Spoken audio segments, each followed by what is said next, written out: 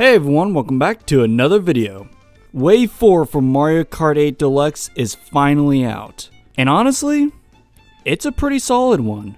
I can't really say for sure if this is my favorite wave or not, but at the very least, it's a really good wave this time around. Not only did we get more tracks in this wave, but we also got a new character in the form of Birdo. Which, to be fair, isn't the most exciting pick for a new character, but Birdo's a classic, so she deserves to be here. And it's not just going to be Birdo that's going to be coming to this roster, because there's actually 5 more slots that characters could fit in. And yeah, we could speculate those characters in this video, but honestly, I would rather wait for another video for that one. So before we get into the tracks, if you like this video, go ahead and hit that thumbs up and subscribe for more content like this. With that out of the way, let's get into the tracks. Let's go ahead and delve into the Fruit Cup. With our first course, Amsterdam Drift. Now when it comes to these city tour tracks, they range from about okay to pretty good for the most part. And Amsterdam Drift kind of falls somewhere in the middle of that.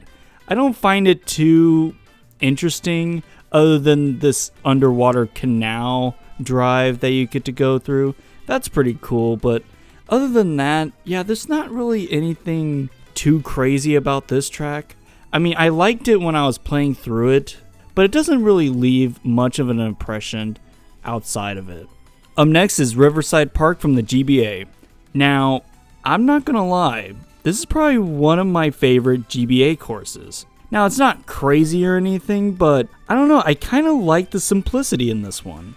It's a very basic course, but what they throw in here and the visuals, it just goes really well together. Also, I love these walking piranha plants. They are so funny and goofy looking. But even with this course being so simple, it manages to throw some interesting locales in here. Like you get to go in a cave and jump through a waterfall. I mean, it's not the most amazing thing, but I don't know, I just really like this course. I can't really explain it other than the visuals being great and the walking piranha plants, and it's just a fun course to drive on.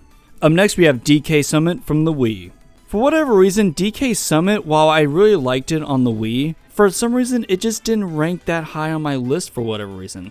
I like the half pipes and the snow aesthetic, but other than that, I don't know, it just didn't really climb up the ranks of my favorite tracks. Even though I did enjoy it, it just wasn't something I would go out of my way to pick back in the day.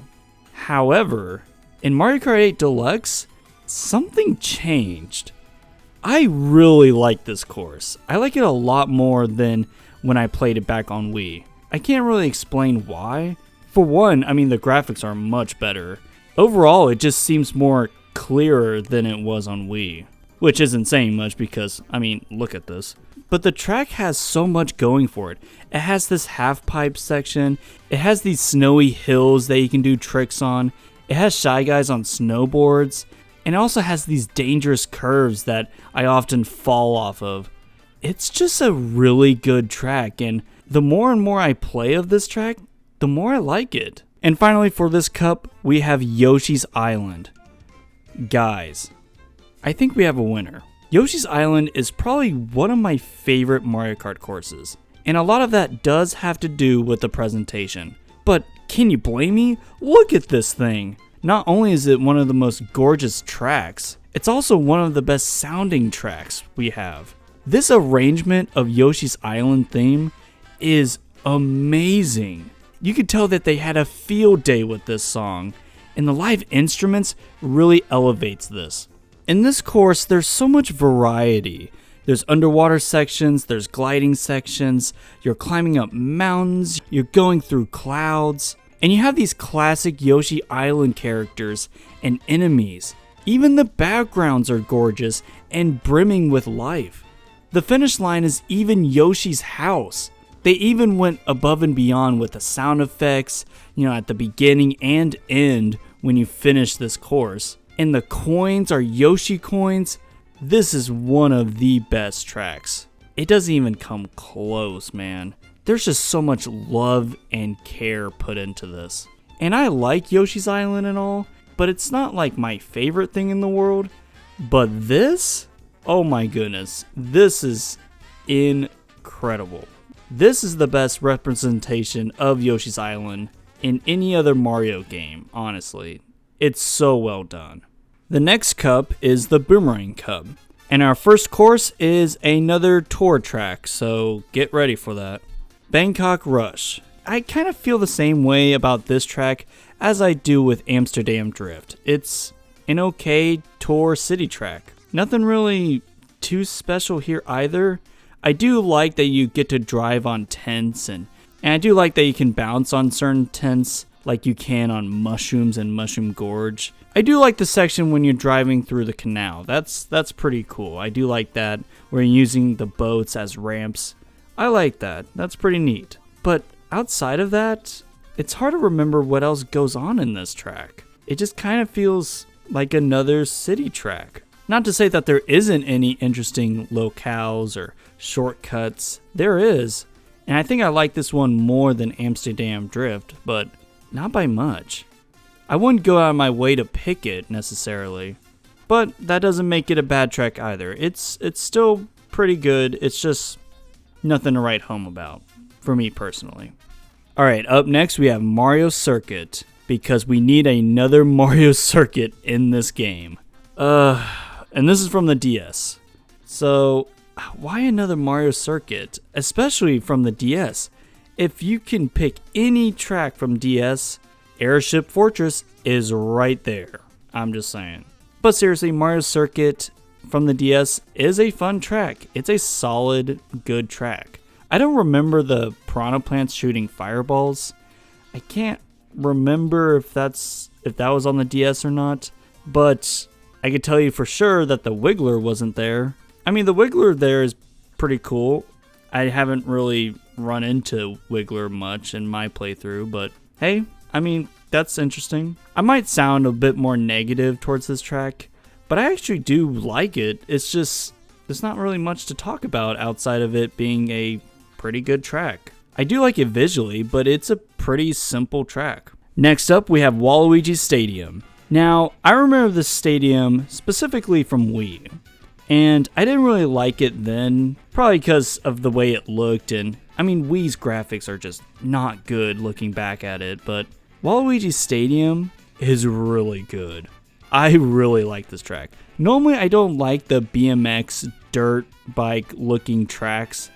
I don't know, it's just not my aesthetic. I think the layout of the course really helps this one because it's just a fun course to play on. You have half-pipe sections, which, speaking of, we get a lot of half-pipe sections in this wave, which I am all here for. We need more half-pipe sections in our Mario Kart. But back to the course, I really like this course. And visually too, it looks so nice. I also like how wide the track is. They could have easily made the track really tight and narrow, but instead they went with this more wide track design, and I think it benefited from that because there are so many ways to go about this track. You know, you can make these wide turns around here, you can take these shortcuts up in the air. There's really not much else to say. I mean, the music's great too, don't get me wrong. But yeah, I mean, I just really like this track. I just don't really have much to say other than that I find it one of the best courses in this wave. And finally, we have Singapore Speedway from Tour. Now, this is another city track from Tour, but this might just be the best one yet. I don't know if it's the visuals, the colors, the overall presentation of this one, but man does this really stick out compared to other Tour tracks. It just feels like a celebration of the location that it's in. Also, the track design is really well done here. Normally in Tour tracks, I get kind of confused with the directions, even though the arrows are there, but you know, with some of the tight corners they have to make, I always end up going past the arrows just a little bit and then, you know, Lakitu comes and rescues me. But in Singapore Speedway, I feel like the track design and the layout overall, it's just so open and big that the arrows being there to tell you which direction to go to doesn't really bother me because the track kind of just spreads out throughout the area. Each segment that you're in feels very distinct. It doesn't feel like you're in the same area but just in a different block or something like that. No, instead, you're just branching out all over the place. and it really sticks out because of that. Also, the music is a banger. And that is the end of the tracks for Wave 4. Overall, I really like this wave. I can't say if it's my favorite or not. I think the last wave might have been my favorite, but regardless, it's a solid wave. It also helps that Birdo was introduced, and the speculation for more characters to come is really exciting. But that will be it for today. If you like this video, again, give it a thumbs up. It would really help out. Also, if you're new to the channel, go ahead and check out the rest of the channel and subscribe for more content like this. Thank you all for watching, and I'll see you all next time. God bless.